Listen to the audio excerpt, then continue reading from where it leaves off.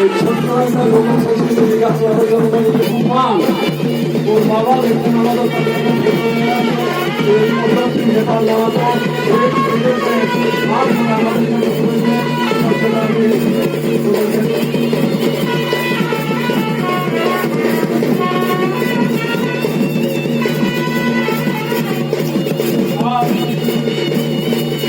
আমাদের যে ভাষা